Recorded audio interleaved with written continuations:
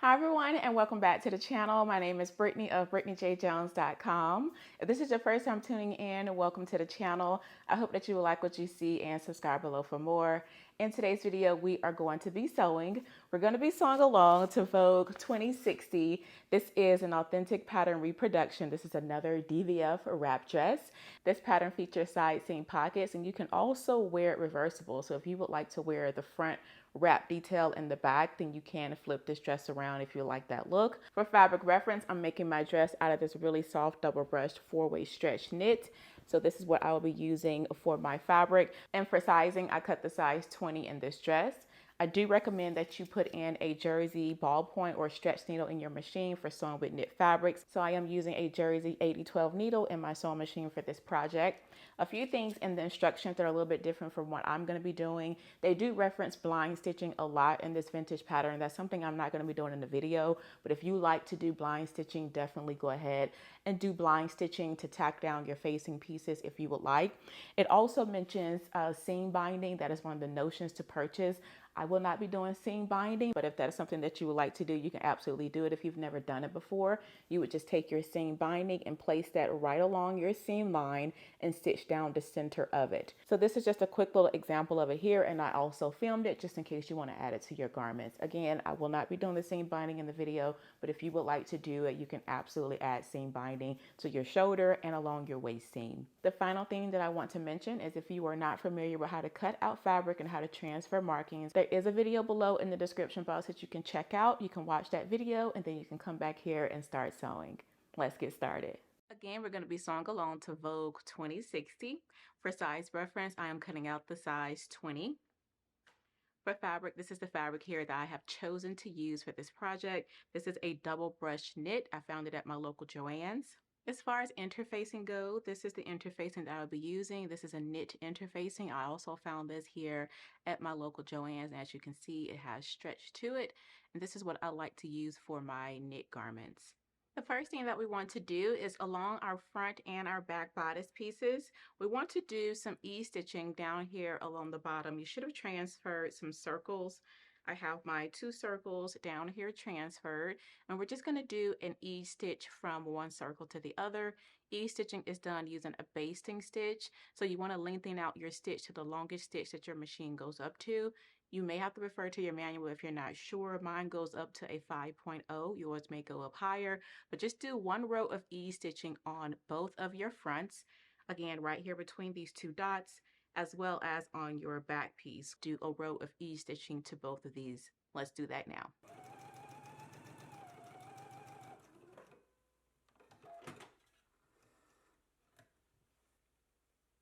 Now that we have the E-stitching done on the back as well as the front bodice pieces, I'm going to go ahead and set this to the side. If you are following along in the instructions, you would see where they would have you cut out your interfacing and apply it directly to the bodice pieces.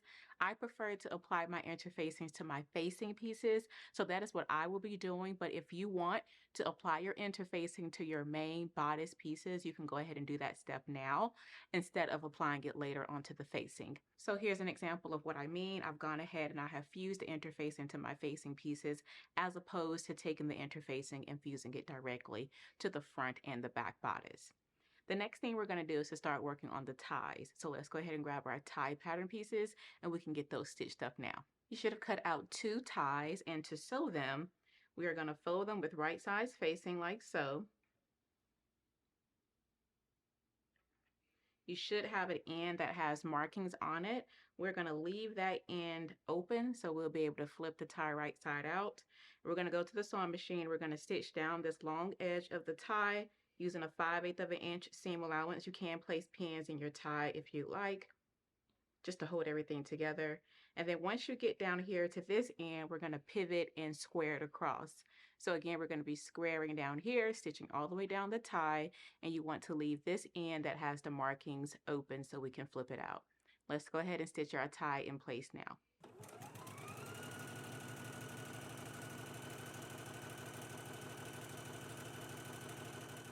Once you have your tie sewn, we can go ahead and trim down the seam allowance.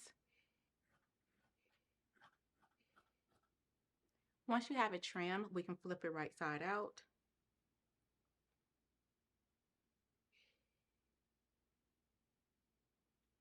Okay, once you have your tie sewn, you flip the right side out and you've given it a press. You want to make sure you do the same thing to the other tie. And now let's go ahead and pin it on to the front bodice.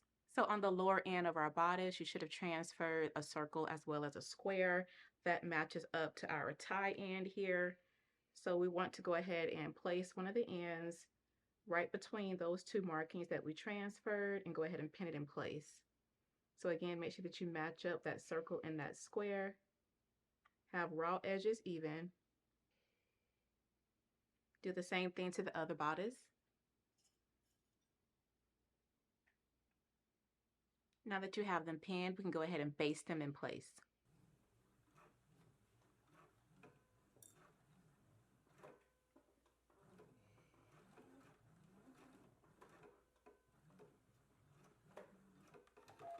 Now that you have the ties basted on to the lower edge of the front bodice, now let's go ahead and stitch our shoulder seams together. So you want to grab your back pattern piece, and with right sides facing, we want to go ahead and pin along our shoulders.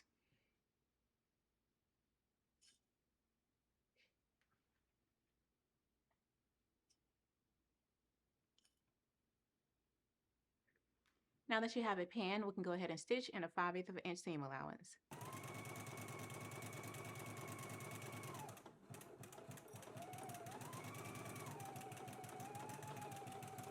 Now that we have our shoulder seams sewn, you want to go ahead and give them a press. Here's a look at mine. I did use my serger to finish off the seam, and I just pressed my seam going toward the back bodice piece. So now we can put this to the side and start to work on the facing. For the facing, you should have cut 2 front facings and your back should be cut along the fold. Go ahead and fuse your interfacing to the pieces if you chose not to interface them to the main bodice pieces, and make sure that you transfer your markings. With right sides facing, let's go ahead and stitch the facing pieces together. You should have transferred notches along the tops of them. Go ahead and pin there. And now we can stitch in a 5/8 of an inch seam allowance. After you have it stitched, I am going to finish off the outer edge of my facing with my serger. So again, first we're going to stitch 5/8 of an inch seam allowance, and then along the outer edge of the facing, you can finish that off with your serger, or if you're using pinking shears, let's go ahead and stitch our facings together now.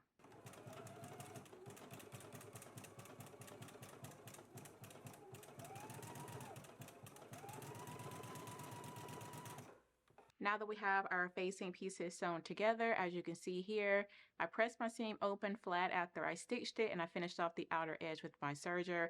Now let's go ahead and pin this along the neckline and opening edge of the bodice. So with right sides facing, we're going to lay the facing over the bodice like so. Match up those shoulder seams to the seams that are on the facing, pin in place. Down here along the front, you want to match up that circle and square that you have transferred on your facing piece here to the front and pin that in place. And now we can just continue pinning the facing onto the bodice all the way around.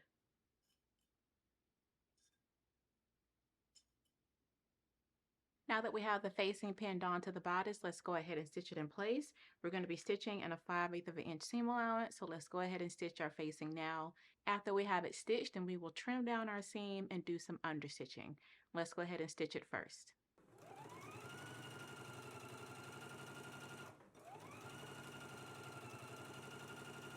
Now that we have the facing sewn on, you do want to go ahead and trim down your seam allowance, and now we can go ahead and do some understitching. With understitching, you want to make sure you have your seam allowance facing toward the facing, and we're going to be stitching really close to the seam, sewing only the facing to the seam allowance. So again, make sure your seam allowance is facing toward the facing, so when we stitch, we catch it right here. And again, we're going to be stitching really close, maybe like 1/8 of an inch away from the seam to catch in this seam allowance. Let's go ahead and stitch it now.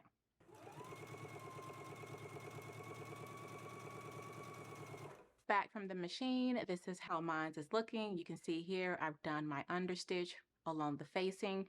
I've pressed it toward the inside, and the instructions say to do a blind stitch along the edge of the facing to tack it down. I just opted to tack down along the shoulder seams here.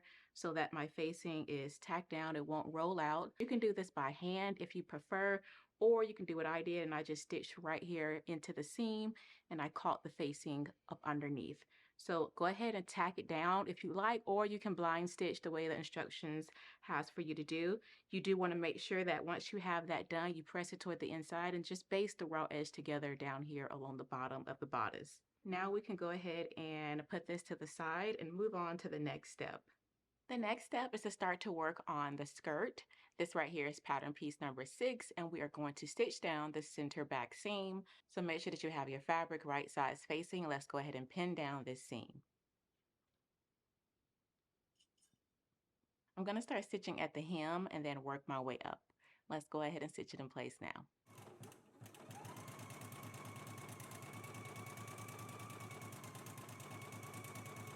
Now that you have pattern piece number 6 sewn, let's go ahead and put this to the side and start to work on the front pattern piece number 7.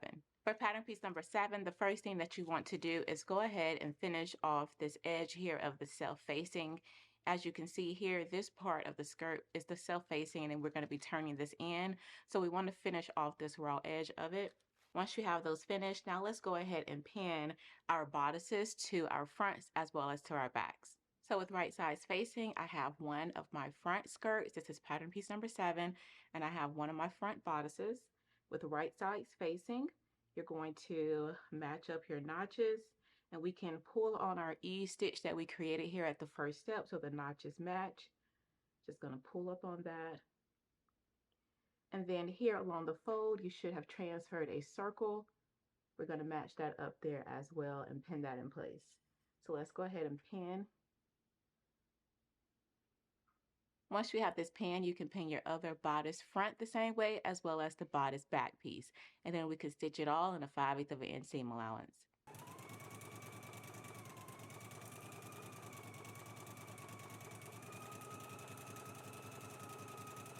Okay, I have my bodice and skirt seams sewn for the front, both for the fronts as well as for the back. And so to finish off this front self-facing edge, we are going to fold this back onto the bodice like so. So again, it should look like this. You should have some extending past your bodice. This is the self-facing. We're going to fold this back onto itself, and then you can baste it in place first just to make sure everything is nice and clean. Once you're happy with it, then you can go ahead and do a permanent stitch to secure the self-facing in place. Let's go ahead and do that now. Again, you can baste it in place first, and then once you're happy with the basting stitch, go ahead and do your permanent stitch.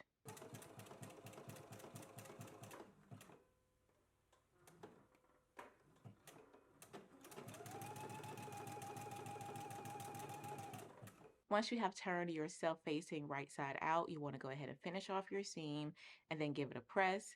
You also want to press down along the self-facing edge like so, so that that is turned toward the inside. So this is how the inside of your garment should be looking.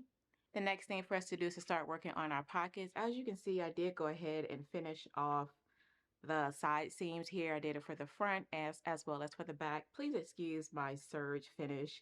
She is just doing whatever she wants to do. My serger today is just eating up this fabric. It's not quite cutting it all off, but it's just kind of chopping it and giving me this weird kind of finish where I have to go back and pull off little pieces, but please excuse that. So with right sides facing, you can go ahead and grab a pocket. Again, I did go ahead and finish off my pockets, but you could see here for this stitch, after we have sewn it, you can finish this one off if you have not already finished off your edges.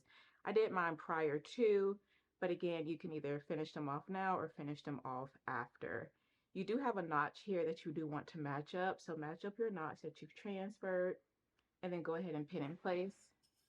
Go ahead and pin the other 3 pockets on the same exact way, and then we can stitch using a 5/8 of an inch seam allowance. Now that you have the pocket sewn on, you want to go ahead and give the seam a press it open flat, and then you want to match up your side seams and go ahead and pin those in place like I've done here. So this side seam here is the right side seam. On the left side seam, we're going to leave an opening along the waist so that we can slide through the tie. So again, this right here is the right side seam. I've gone ahead and pinned along the pocket and down to the hem of the dress. On the left side, you want to make sure that you leave an opening right here between these dots. So you should have transferred 2 dots here. On the left hand side, we're going to leave this open. Let's go ahead and stitch it all in place now.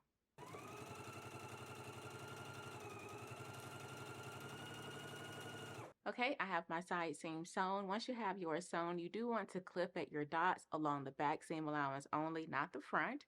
So I did not clip the front seam allowance at the dots, I only clipped the back. And then you want to give everything a nice clean press. Once you have that done and you've done both sides, you should have an opening on the left side. At this opening, we can go ahead and stitch 1/4 inch all the way around, creating a box. And that's just going to help support this opening. Let's do that now. Okay, now that we have secured this opening here with the 1/4 inch stitch all the way along it, now we can go ahead and start to work on the sleeves. As you can see here, I've gone ahead and installed one. So this is what one sleeve looks like here. This is what it looks like along the inside.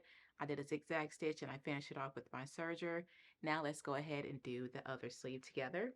So with right sides facing, we can fold our sleeve in half, and then we can pin along the sleeve seam and stitch at a 5/8 of an inch seam allowance. Once you have that stitched, you can finish off your raw edge and fold it up and then stitch that in place as well. For your hem finish, you do have a few options that you can go with. I just went with a zigzag stitch here on mine, but if you have a twin needle, you can put that in your machine. Or if you have a cover stitch machine, you can do that same technique with your cover stitch machine that will give you that double row stitching. So the choice is yours. Again, I just went with a zigzag stitch, but you can choose whichever method you prefer to finish off the hem of your sleeve. Let's go ahead and do our stitches for the sleeve now, and then we can set it in to the dress.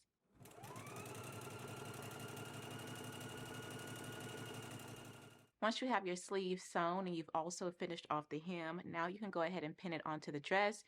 You want to make sure that you match up your single notches as well as your double notches. Single notches go toward the front, double notch goes toward the back.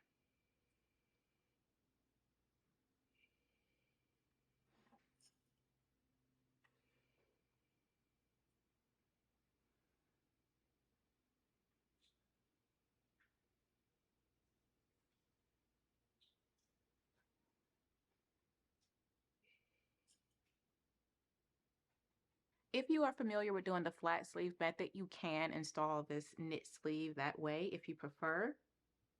Continue pinning the remainder of your sleeve in place. Once you have it pinned, you can stitch at a 5/8 of an inch seam allowance and then finish off the raw edge. Now that we have both of our sleeves installed, the last thing for us to do is the hem.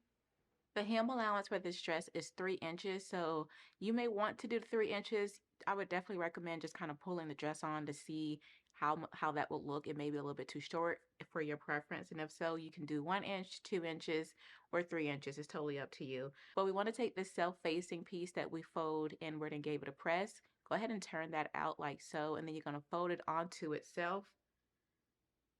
And then you just want to stitch across again at 3 inches if that's where you want your hem to be, or at 2 or at 1. I'm going to stitch across at 1 inch. You could place a pin down here if you'd like. And you could just stitch across here at 1 inch, and then you do the same thing to the other side. I am going to continue my stitch just to give me a guide. I like to have a little stitching guide.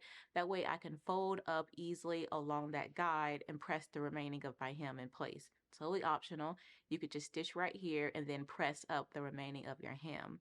Let's go ahead and fold this in again on the other side and then just stitch across. Let's do that now. Now that we have this stitched over the self-facing, we can go ahead and trim away the facing part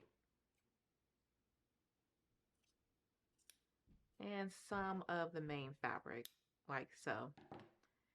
Now that it's trimmed, go ahead and flip it toward the inside, poke out your corners, and then you can press your hem up and stitch that in place. But first, I'm going to go ahead and turn the other side out the same way and then finish off the raw edge of the hem, and then we can fold it in and stitch it in place. I have my hem finished and pressed in. Now I'm just going to go ahead and stitch on the right side, making sure that I catch in the edge of the hem. Let's head to the sewing machine and stitch our hems in place now. Once you have your hem sewn in place, you can go ahead and give your dress one final press, and you are all done with Vogue 2060. Well, that is all for the video, and I really do hope that you all enjoyed it. If you have any questions, please feel free to leave them down for me below. Be sure to like, comment, and subscribe, and I will see you all in the next video. Blessings, everyone. Bye.